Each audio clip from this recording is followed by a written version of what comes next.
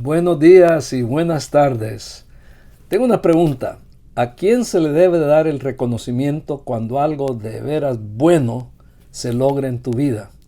Cuando tú has logrado algo muy bueno, ¿a quién le debes dar el reconocimiento? ¿Te has graduado de la high school o de la universidad? ¿Tienes un diploma con tu nombre escrito en el diploma, verdad? ¿Quién debe recibir el reconocimiento? La mayoría de personas, por supuesto, contestan, yo, por supuesto, yo, está en mi nombre, ¿verdad? Bueno, hoy vamos a descubrir algo que nos va a dar otra perspectiva de que cualquier cosa buena que logramos o cualquier cosa buena que ocurre en nuestras vidas, debemos de darle el reconocimiento a Dios.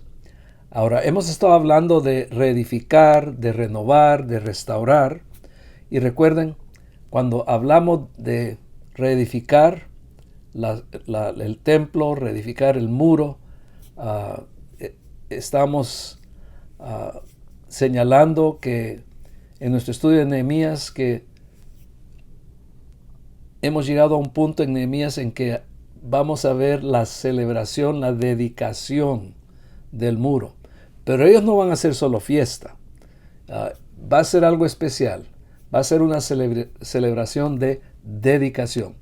Van a dedicar el muro de Jerusalén y a eso es a lo que hemos llegado en nuestro estudio. El capítulo 12, versículo 27. Y vamos a incluir los primeros 3 versículos del capítulo 3. Así que, ¿quién debe de recibir el reconocimiento, el crédito, cuando algo bueno ocurre en tu vida? O cuando tú has logrado algo muy bueno en tu vida. ¿Quién debe de recibir el reconocimiento? Hoy vamos a aprender que Dios debe recibir el reconocimiento, que Él merece la gloria y que debemos de estar agradecidos porque Él es el que nos ha dado las capacidades, la habilidad, la fortaleza, los recursos la protección, y Él nos ha bendecido para que podamos lograr lo que hemos logrado. Oremos. Padre, pedimos en este día que tú nos has dado, y te damos gracias por este día. Y te damos gracias por el privilegio que tenemos de abrir tu palabra y de leerla libremente, y de poder transmitir esto públicamente, abiertamente, de poder hablar de Jesús. Y en esta oración, cuando termine, voy a hacer esta oración en nombre de Jesús. Y te estoy pidiendo, Padre, que el Espíritu Santo nos enseñe hoy, que sea nuestro Maestro, y que nosotros abramos nuestras mentes y nuestros corazones para recibir lo que tú quieres darnos. Esto lo oramos en el nombre de Jesús. Amén. Así que hemos venido a esta sección de Nehemías y estamos cerca de terminar el libro de Nehemías, y lo más probable es que terminamos el próximo domingo. Pero ahorita hemos llegado a esto que muchas Biblias ponen como la dedicación de los muros, o del muro de Israel. Ahora, yo quiero dividir esta sección que ya he mencionado, del 12:27 al 13, versículo 3, en 3 partes. Y quiero usar una expresión que se usa en cada una de estas 3 partes. La encontramos en el versículo 43, esta expresión, en el 44 y el primer versículo del capítulo 13. Ahora, ¿cuál es esa expresión? Bueno, leamos el versículo 43 del capítulo 12. Leamos el 12:43. Y dice lo siguiente: y ofrecieron aquel día grandes sacrificios y se regocijaron, porque Dios les había dado gran alegría. También las mujeres y los niños se regocijaron, y el regocijo de Jerusalén se oía desde lejos. Así que en este primer aquel día, esa es la expresión, aquel día, es un resumen de lo que ha venido antes. Yo creo que está dando un resumen de los versículos 27 al 43. ¿Y qué fue lo que ocurrió en ese día? Bueno, aquí en el 43 tenemos el resumen. Han dedicado el muro de Jerusalén y han hecho un trabajo increíble de organizar la celebración que dedica el muro a Dios. Y vamos a leer la descripción y vamos a hablar también de lo que significa dedicar algo a Dios. Así que ese es el primer aquel día. El segundo aquel día lo vemos en el versículo 44, que nos dice lo siguiente: aquel día fueron designados hombres a cargo de las cámaras destinadas a almacenes de las contribuciones, de las primicias y de los diezmos, para que regocijaran en ellas, de los campos de las ciudades, las porciones dispuestas por la ley para los sacerdotes y levitas, pues Judá se regocijaba por los sacerdotes y levitas que servían. Así que en este segundo aquel día vemos la organización de la función del templo, de las personas que servían en el templo y que trabajaban ahí, los que recibían las ofrendas, los diezmos y los primeros frutos. Y todas esas contribuciones que las personas traían al templo incluían ofrendas que los levitas mismos habían traído. Y recuerden que los sacerdotes eran parte de la tribu de Levita, así que los sacerdotes eran hijos de Aarón y eran levitas, pero no todos los levitas eran sacerdotes, solamente los hijos de Aarón eran sacerdotes, pero todos los levitas tenían que servir a Dios y habían sido dedicados para servir a Dios. Cuando se fueron de Egipto, ellos eran los que estaban a cargo del tabernáculo. Tenían que armarlo, desarmarlo, cargarlo y por supuesto tenían toda la responsabilidad del aspecto del tabernáculo. Y cuando se edificó el templo, a los levitas le tocó el mantenimiento, el cuidado del templo. Pero los sacerdotes, por supuesto, eran los que llevaban a cabo los sacrificios, los que intercedían a favor del pueblo de Dios. Ellos eran los que entraban al tabernáculo, y una vez al año el sumo sacerdote podía entrar al lugar santísimo para presentar la ofrenda del día de expiación. Así que este segundo aquel día describe la organización del servicio en el templo. Ahora, ¿qué acerca del aquel día tercero que vemos en el capítulo 13, versículo 1? Ahora, ese es un poquito más controversial. ¿Y por qué es controversial? ¿En qué sentido? Bueno, es un poco controversial porque no todos están de acuerdo que aquel día se refiere al día de dedicación, al día en que se está celebrando la dedicación del muro de Jerusalén a Dios. Algunos piensan que se está refiriendo a la llegada, al regreso de Nehemías. En el versículo 6 del capítulo 13 se nos dice que durante todo este tiempo yo no estaba en Jerusalén, porque en el año 32 de Artajerjes, rey de Babilonia, yo había ido al rey, pero después de algún tiempo pedí permiso al rey y regresé a Jerusalén. Entonces, algunos piensan que aquel día del versículo 1 se está refiriendo a ese día cuando Nehemías regresa. Ahora, yo en lo personal me inclino un poco más a incluirlo como parte de nuestro estudio, y les voy a decir por qué. Recordemos que las escrituras se escribieron en un tiempo muy diferente a los tiempos modernos, ¿verdad? Así que ellos tenían otra perspectiva de cómo contar la historia. Ahora, no debemos de descontar, por supuesto, lo más importante, que toda escritura es inspirada por el Espíritu Santo, ¿verdad? Y eso es algo que debo decir en realidad primero, que yo sí creo que toda la Biblia es inspirada por Dios, directamente por el Espíritu Santo, moviendo a hombres de Dios a escribir lo que Él quiere que digan. No les agarre la mano y escribe con la mano de ellos, pero los mueve. Es lo que 2 Pedro nos dice, ¿verdad? Y los mueve para que escriban lo que Dios quiere decirle a su pueblo y al resto del mundo, ¿verdad?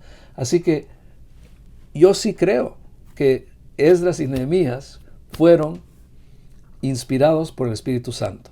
Pero como mencioné, una segunda cosa importante, que la narración histórica en esos tiempos era muy diferente a como nosotros lo hacemos. En nuestra mente más moderna, occidental, pensamos que una narración histórica tiene que tener secuencia, cronología y ser lineal. Es decir, que tiene un comienzo y el próximo evento es aquí, y que lo tenemos que llevar en todo cronológicamente y secuencialmente. Pero nosotros ya hemos visto una parte aquí en nuestro estudio de Esdras y Nehemías, en Esdras 4, cuando algo muy futuro, cuando está Ciro y Darío, hay una carta que está escrita para Artajerjes, que francamente está fuera de secuencia, pero sirve ahí para ilustrar, para dar ejemplo de cómo los que estaban edificando el templo estaban siendo perseguidos. Aunque la carta se refiere a la reedificación del muro de Jerusalén, pertenece a la época de Nehemías, ¿verdad? Está fuera de secuencia, pero no importa, eso no quiere decir que hay un error.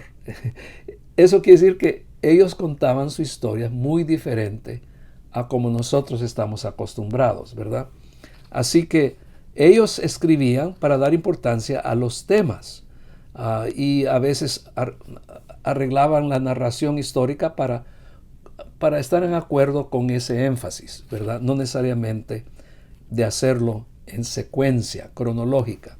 Así que lo que yo he decidido hacer hoy es de seguir lo que yo creo que el Espíritu Santo inspiró al escritor de Nehemías que hiciera, que organizara esta sección usando esa expresión aquel día, en aquel día o aquel día. Y así que nosotros, yo considero que son como marcadores, que están marcando algo. Y así es como yo los he tomado.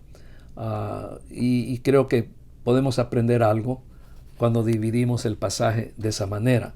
Así que hemos llegado al ejemplo de este tercer aquel día, hoy aquí en el capítulo 13, versículo 1, donde dice lo siguiente: aquel día leyeron del libro de Moisés a oídos del pueblo, y se encontró escrito en él que los amonitas y los moabitas no debían entrar jamás en la asamblea de Dios. Ahora, la frase importante ahí es: aquel día leyeron del libro de Moisés a oídos del pueblo, ¿verdad? Yo creo que eso es lo más importante que podemos capturar de este concepto, el tercer aquel día. Y para mí tiene sentido que cuando están dedicando el muro de Jerusalén a Dios, parte de su celebración va a ser la lectura de la palabra de Dios, ¿verdad? Así que no solamente están dedicando el muro con cantos y gritos y música, también están organizando la función del templo y también están leyendo la palabra de Dios. Bueno, regresemos al primer aquel día y recordemos el resumen que hemos visto ya en el versículo 43. Y yo creo que este versículo 43 da un resumen de los versículos 27 al 43. Así que leamos una vez más el versículo 43 del capítulo 12. Y ofrecieron aquel día, ese es el primer aquel día, grandes sacrificios, y se regocijaban porque Dios les había dado gran alegría. También las mujeres y los niños se regocijaron, y el regocijo de Jerusalén se oía desde lejos. Así que, ¿qué es lo que el pueblo estaba haciendo? Cuando usted escucha esta expresión, y el regocijo de Jerusalén se oía desde lejos, me recuerda cuando uno se está acercando a un concierto aire libre que se está llevando en una concha acústica, como el Hollywood Bowl, por ejemplo, o como cuando la última vez que mi esposa y yo fuimos a un partido de béisbol en el estadio de los Dodgers aquí en Los Ángeles. Habíamos llegado un poco tarde, ya era como el cuarto, el 5 inning, y tuvimos que estacionar un poco lejos porque ya era tarde, y tuvimos que caminar bastante distancia para acercarnos al estadio. Y en camino al estadio oíamos los gritos del público, y de vez en cuando oímos gritos pero fuertes. Y cuando yo escuché eso, dije, bueno, el hecho de que se oye tan fuerte esa bulla, ese grito, ha de ser de que el equipo de casa ha hecho algo bueno. A lo mejor fue un home run, a lo mejor fue un bateazo, o a lo mejor fue una jugada defensiva en la cual evitaron de que el otro equipo entrara con una carrera. El punto es que escuchábamos ese ruido desde lejos, ¿verdad? Y nosotros creo que aquí es más o menos lo que podemos ver aquí. Gente que estaban lejos de Jerusalén podían escuchar que el pueblo estaba gritando, cantando, y podían oír los instrumentos que estaban tocando. Y vamos a ver que habían 4 clases de instrumentos musicales. Así que vamos al versículo 27, que es el principio de este primer aquel día. El versículo 27 en realidad comienza la narración de este primer aquel día. En la dedicación de la muralla de Jerusalén, buscaron a los levitas de todos sus lugares para traerlos a Jerusalén, a fin de celebrar la dedicación con alegría, con himnos de acción de gracias y con cánticos, acompañados de címbalos, arpas y liras. Y descubrimos, por supuesto, en el versículo 35 que también tenían trompetas, ¿verdad? Así que aquí lo que vemos es que están dedicando. Bueno, ¿qué es una dedicación? ¿Qué significa dedicar algo a Dios? ¿Qué es una dedicación a Dios? Dedicamos a bebés, dedicamos nuestras vidas, dedicamos diferentes cosas a Dios. ¿Y qué es lo que significa en este caso dedicar el muro?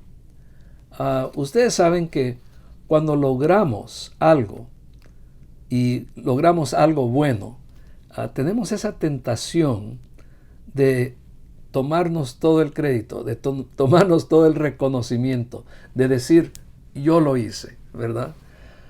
Y el muro, recuerden, fue una tarea difícil. Requirió la intervención de Dios. No fue muy fácil en la reedificación del muro.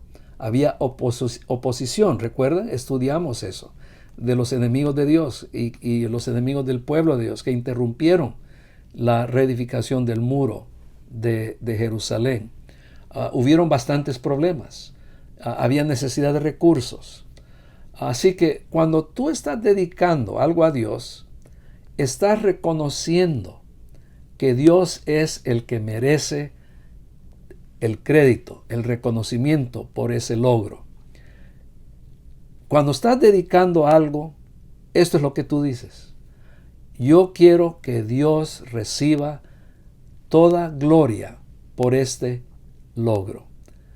Y le voy a dar gracias a Él por lo que Él me ha permitido lograr. Cuando mi padre recibió su primera maestría, recuerdo, en el Seminario Teológico de Dallas, y él tenía ese diploma públicamente, él dijo, en primer lugar yo quiero dedicar este diploma a mi Señor Jesucristo. Quiero darle a Él la honra y la gloria. Pero también quiero dedicarlo a mi esposa, porque es la que me ayudó a lograr esto. Y aquí donde está mi nombre, ahí también pertenece el nombre de ella, ¿verdad? Mi padre le dio gloria a Dios primero, dedicó ese logro a Dios, ¿verdad? Y luego le dio reconocimiento a su esposa, ¿verdad? Él estaba dando crédito, reconocimiento a Dios primero y luego a su esposa. Cuando tú dedicas algo a Dios, estás reconociendo de que Él merece el reconocimiento, de que Él merece el crédito por lo que tú, se supone, has logrado. Y en esta dedicación también estás diciendo otra cosa. No solamente quiero darle a Él toda la gloria y el reconocimiento, pero también quiero usar esto para la gloria de Dios. Y voy a darle gracias por este logro, ¿verdad? Así que cuando tú estás dedicando algo, estás haciendo básicamente dos cosas. Dándole reconocimiento a Dios de que Él merece toda honra y gloria, y estás dándole gracias a Él por ese logro, pero también estás haciendo otra cosa. Estás diciendo, yo quiero que este logro se use para la honra y gloria de Dios, ya que Él es el que merece la honra y la gloria de todas maneras por el hecho que lo logré. Así que aquí la dedicación del muro fue un acto de agradecimiento y celebración de lo que se había logrado, pero la gloria, el reconocimiento, estaba señalando, apuntando a Dios. Y eso es lo que así debemos de ser nosotros en todo lo bueno que nos pasa en la vida. Yo he tenido el privilegio de ser invitado a orar a algún hogar a donde la familia acaban de comprar una casa y ellos quieren dedicar la casa a Dios. Quieren darle gracias a Dios porque Él les ha provisto esa casa y luego quieren decir y queremos que esta casa se use para la honra y gloria de Dios. Y sabemos que sin que Dios nos ayudara no pudiéramos tener esta casa, ¿verdad? Esa es una actitud que concuerda con lo que es la fe.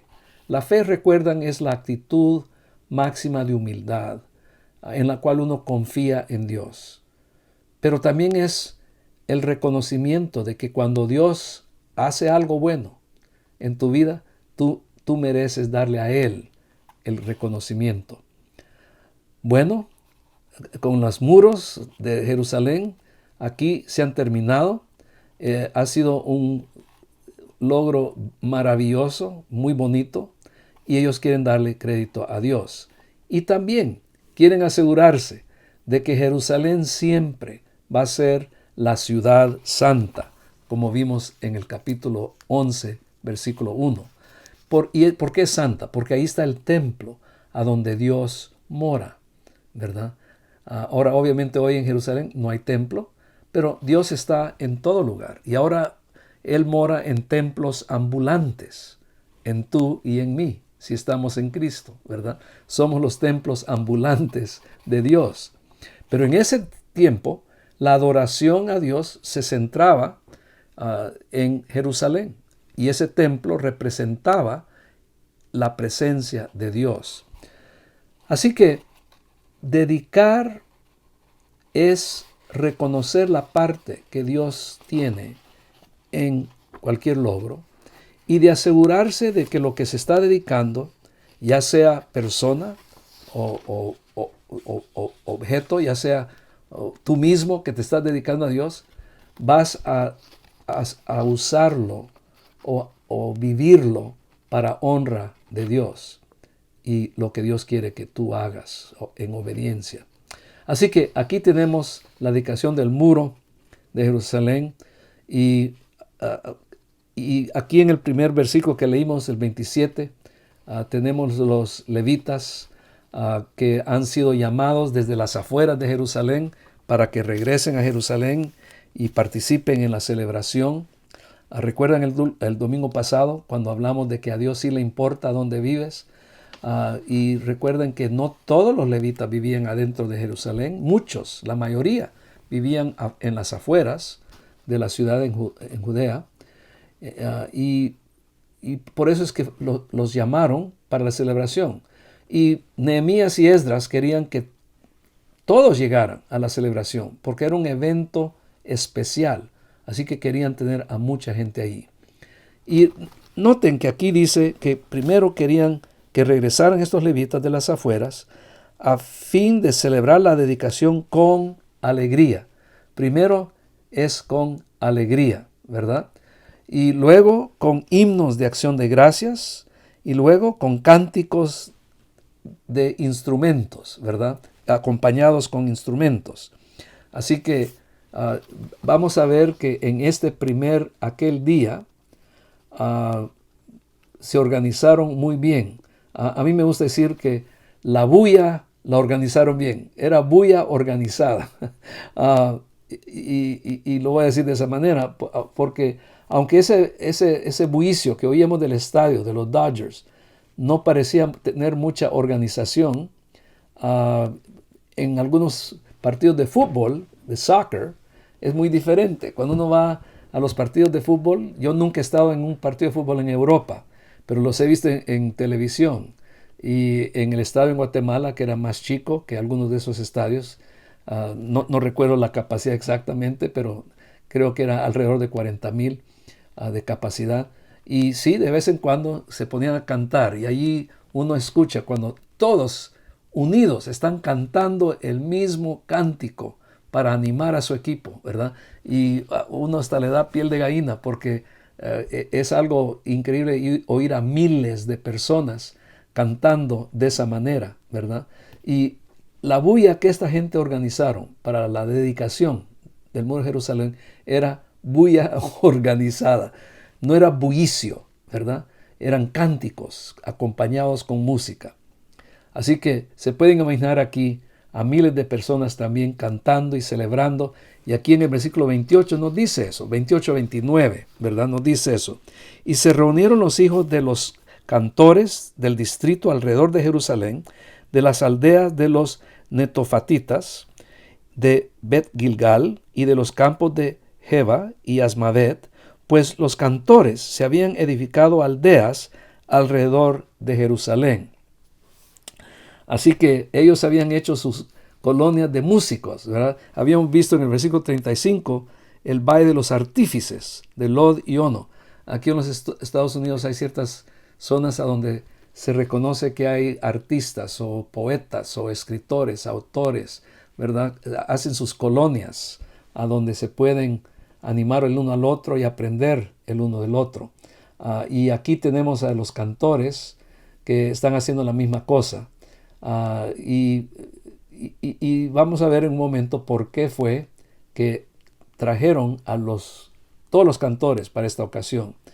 Ahora el versículo 30 nos dice algo importante acerca de la dedicación. Y los sacerdotes y los levitas se purificaron. También purificaron al pueblo, las puertas y la muralla. Purificar quiere decir santificar. ¿Qué es eso? Apartar para el uso de Dios, pero también quiere decir que se está apartando del pecado. Dedicar algo a Dios en un aspecto entonces es dedicarlo para el uso de Dios, como ya mencioné antes. Y otro aspecto es de reconocer, cuando se trata de una persona, de reconocer los pecados que uno ha cometido y confesarlos a Dios. En este caso ofrecieron sacrificios de expiación, y recuerden que estos sacrificios de expiación apuntaban al Cordero de Dios que iba a quitar el pecado del mundo. Y recuerden que expiación es pago, es un pago por el pecado. Así que aquí esto es lo que purifica. Es el sacrificio final de Cristo, por supuesto. Y aquí los sacrificios de los animales, como dice Hebreos 10, no es lo que purificaba directamente, pero sí apuntaba al que iba a purificar finalmente y efectivamente. Así que habían diferentes maneras, diferentes ritos de purificación. Podían rociar con hisopo, por ejemplo, los objetos, como el muro, me imagino, y las puertas. Así fue como ellos purificaban, y con ciertas oraciones. Pero todo esto concuerda con ese concepto bíblico de presentarse ante Dios con manos limpias, ¿verdad? Y por eso es que hacían ritos de lavamiento de manos, aunque Jesús criticó eso porque lo hacían solo como un rito, no como acto del corazón, en el cual uno reconoce el pecado, lo confiesa y recibe de Dios el perdón que Él garantiza por medio de Cristo Jesús, ¿verdad? Así que lo que ellos estaban haciendo aquí era equivalente a confesión, ¿verdad? Estaban purificando a los sacerdotes. Los sacerdotes, como dije, eran levitas, pero no todos los levitas eran sacerdotes. Solo los hijos de Aarón eran sacerdotes, ¿verdad? Pero todos los levitas habían sido dedicados al servicio del templo. Así que se habían purificado a ellos mismos, purificaron al pueblo, a las puertas y al muro. Y como dije, sin duda con hisopo que estaban rociando para purificar. Así que se estaban preparando para la celebración. Y el hecho de que se estaban purificando nos indica que la celebración iba a enfocar en Dios. Y no era simplemente hacer fiesta para tener placer de hacer fiesta. No se trataba de complacerse a ellos mismos. Pensemos en eso por un momento. Ellos iban a enfocar en Dios y lo que complace a Dios. Hay un concepto: la adoración debe enfocar en Dios y no en tu propio placer. En muchas iglesias hoy en día, mucha gente están enfocadas en lo que les agrada a ellos, en lugar de pensar en qué es lo que agrada a Dios. ¿verdad? De vez en cuando hay personas, yo he escuchado, bueno, esa iglesia me gusta la enseñanza, el pastor predica bien, pero la música no me gusta. No toca un estilo moderno o tocan estilo muy moderno. Es decir, cada persona tiene lo que le complace o cierto estilo de música. Y hay muchas clases de música. Y a propósito, quiero enfatizar que la adoración es más que la música. Por eso es que yo prefiero hablar de adoración musical y adoración en general. Y adoración en general es simplemente enfocar en Dios, en reconocer sus atributos, en reconocer sus hechos, en reconocer su identidad como el creador de todo, ¿verdad? Pero para ser maduros, en lugar de pensar en qué es lo que me complace a mí, debemos de pensar en qué es lo que le complace a Dios. En madurez debemos de pensar más en el contenido de la letra de los cánticos, más que en su movimiento o música o notas, así como las predicaciones también. Y esto es lo que esta gente estaban haciendo. En su purificación, en su enfoque en Dios, se estaban asegurando de que los cánticos y todo lo que iban a hacer iba a ser para la gloria de Dios, porque estaban dedicando el muro a Dios. Así que se dedicaron a ellos mismos primero.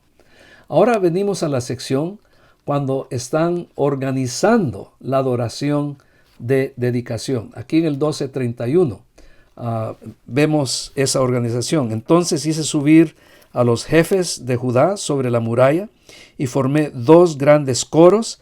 El primero marchaba hacia la derecha, era contra la dirección del reloj, por encima de la muralla hacia la puerta de Muladar, ¿verdad?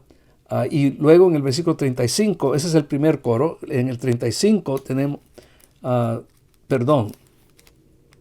en el versículo 38 tenemos el segundo coro. El segundo coro marchaba hacia la izquierda y yo iba tras ellos con la mitad del pueblo por encima de la muralla, pasando por la torre de los hornos hasta la muralla ancha. Así que aquí tenemos la descripción de la organización de la adoración y la dedicación, ¿verdad? Así que el primer coro se fue a la derecha, el segundo coro, en el versículo 38 que vimos, se fue a la izquierda, y después se juntaron a donde podían los 2 coros entrar al templo. Ahora, uno de los coros, el primero que se mencionó, fue dirigido por Esdras, y vamos a ver eso en un momento, pero el segundo coro fue dirigido por Nehemías, ¿verdad? Así que vemos en el 31 algo importante también, y es que aquí menciona, entonces hice subir a los jefes de Judá sobre la muralla, ¿verdad? Y luego al 35, así como algunos de los hijos de los sacerdotes con trompetas, y aquí menciona a unos hijos de los sacerdotes, y en el 36, y sus parientes, y menciona a algunos de sus parientes, con los instrumentos musicales de David, hombre de Dios, y el escriba Esdras iba delante de ellos. Así que lo que yo quiero que noten es que están los líderes de Judá, están los sacerdotes, ellos están participando en esta dedicación y celebración. Y este es un tema que hemos visto a través de nuestro estudio, ¿verdad? Que vemos que está el líder espiritual, el líder político, ¿verdad? Y eso es algo muy importante que tenemos que tomar en cuenta. Muy bien. Así que Nehemías hace que suban al muro. A mí eso me interesa mucho porque todos pueden ver la procesión de estos 2 coros en el muro, que están yendo en dirección opuesta. Y para mí me hace pensar en lo que sin duda estaba en la mente de Nehemías, desde que Tobías le había dado problemas al principio. ¿Recuerdan? Cuando Tobías se había burlado de ellos. En el capítulo 4, versículo 3, Tobías el amonita estaba cerca de él y dijo: aún lo que están edificando, si un zorro saltara sobre ello, derribaría su muralla de piedra. Yo creo que Nehemías sube a todo este gentío para demostrar que los muros están fuertes, sólidos, que cientos de personas, no solo un zorrillo, pero un zorro, pero que cientos de personas están encima del muro y que va a lograr el trabajo para el cual fue edificado, de proteger la ciudad de Jerusalén de los enemigos de Dios y de proteger a la ciudad santa. Así que tenemos entonces en aquel día,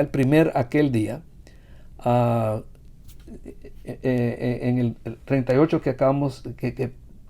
que leímos en cuanto al segundo coro, y luego vamos a los versículos 40 y 41 para ver qué pasa cuando ya los coros se unen.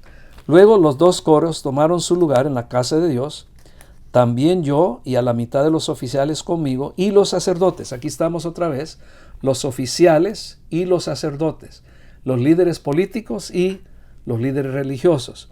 Y aquí menciona quiénes son. Y eso es algo que es importante porque, como dije, es un tema que hemos visto a través de todo el estudio de Esdras y Nehemías. Ahora recuerden, Israel era una teocracia, es decir, Dios era el que gobernaba directamente por medio de los reyes, o en este caso por medio del gobernador Nehemías. Los países políticos de hoy en día no son teocracias. Los Estados Unidos de América no es una teocracia, es una democracia, se supone. Que tiene que ser dirigida por representantes de la gente en la Cámara de Representantes y senadores, ¿verdad? Pero Jerusalén, Judá, era una teocracia. El único ejemplo de una teocracia hoy en día, cerca de eso, es la iglesia, ¿verdad? Y en la iglesia es cierto que vamos a poder ver diferentes tipos de liderazgo. Hay personas que son como gerentes, como manejadores que dicen aquí, supervisores, otros que enfocan en la enseñanza de la palabra, otros que enfocan en la oración. Hay pastores gerentes, pastores que enseñan la palabra y pastores que visitan. A esos yo les llamo pastores que oran, porque cuando van visitando a los enfermos o los necesitados, oran con ellos, ¿verdad? Así que la iglesia también tiene que tener ese tipo de función. Muy bien. Cuando llegamos al segundo, aquel día, en el versículo 44, y no vamos a leer, no voy a hacer mucho comentario, solo quiero leer estos versículos, porque lo que vamos a aprender aquí es que se organizaron para la función del templo, los que trabajaban en el templo. Y lo único que voy a señalar es que con gusto apoyaban a esos trabajadores del templo. Y vamos a ver por qué. Leamos. Aquel día fueron designados hombres a cargo de las cámaras destinadas a almacenes de las contribuciones, de las primicias y de los diezmos, para que recogieran en ellas de los campos de las ciudades las porciones dispuestas por la ley para los sacerdotes y levitas. Pues Judá se regocijaba por los sacerdotes y levitas que servían. Ellos ministraban en la adoración de su Dios y en el ministerio de la purificación, junto con los cantores y los porteros, conforme al mandato de David y de su hijo Salomón. Porque en los días de David y Asaf, en tiempos antiguos, recuerden, David y Salomón habían precedido la historia de aquí por unos 500 años, o un poco más de 500 años. Había directores de los cantores, cánticos de alabanza e himnos de acción de gracias a Dios. Y todo Israel, en días de Zorobabel y en días de Nehemías, daba las porciones correspondientes a los cantores y a los porteros, como se demandaba para cada día, y consagraban parte para los levitas, y los levitas consagraban parte para los hijos de Aarón. Recuerdan, eso lo vimos en el contrato que Aún los sacerdotes, los levitas tenían que dar su diezmo, y los sacerdotes daban su diezmo para almacenarlo en la casa de Dios. Bueno, la pregunta que tengo, ¿por qué con tanto gusto daba el pueblo para apoyar a los que trabajaban en el templo? Bueno, la respuesta la vemos en el versículo 44 al final. Pues Judá se regocijaba por los sacerdotes y levitas que servían. Miren, servir al pueblo de Dios es cómo se sirve a Dios. Hay una pregunta, ¿cómo se sirve a Dios? Sirviendo al pueblo de Dios. Y el pueblo de Dios estaba bien servido porque los levitas estaban sirviendo a Dios, sirviendo al pueblo. ¿Y cómo servían? En la adoración, en la purificación, junto con los cantores y los porteros. Así que el pueblo apoyaba económicamente con gusto. A ver si hay alguna conexión para nuestro día, ¿verdad? Si el pueblo de Dios sabe que un siervo de Dios está sirviendo a Dios, sirviendo a ese pueblo, ellos con gusto van a apoyar ese ministerio. Y eso es lo que toda iglesia debe tomar en cuenta. Bueno, se nos está acabando el tiempo y queremos llegar al aquel día.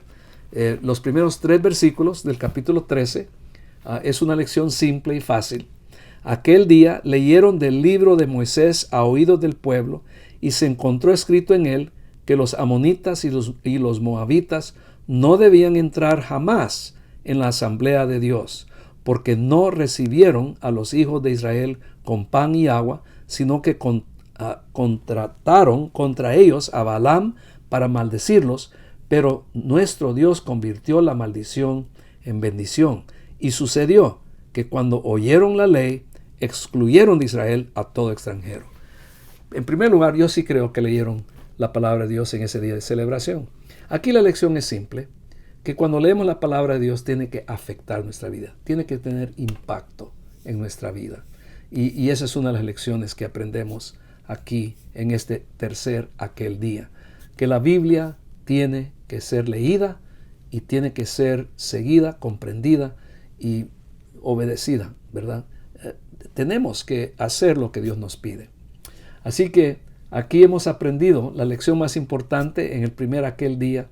Cuando tenemos un logro, tenemos que darle el reconocimiento a Dios. Tenemos que organizarnos para el servicio de Dios en nuestras iglesias. Y por último, nunca debemos de dejar la lectura de la Biblia, de la palabra de Dios. Ojalá que tú puedas irte hoy diciendo todo lo bueno que Dios ha hecho en mi vida. Él merece el reconocimiento. A veces yo pienso que yo lo he hecho, pero piensa, ¿quién te ha dado la capacidad para hacer lo que hiciste? ¿Quién te ha dado los recursos? ¿Quién te ha dado la fuerza? ¿Quién te ha protegido de enfermedad o de algo que iba a impedir que lograras lo que lograste?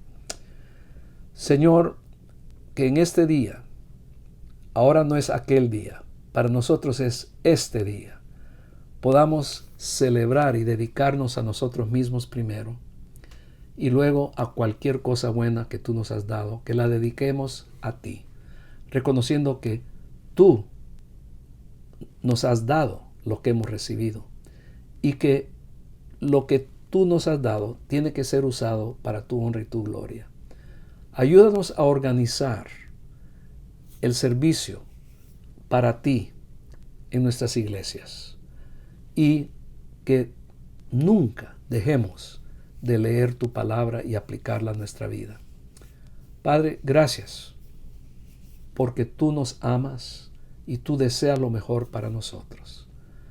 Pedimos que en medio de toda esta destrucción que estamos viendo e inconformidad y problemas de enfermedad, políticos, sociales, que los que somos seguidores de Cristo podamos ofrecer algo que trae paz y tranquilidad.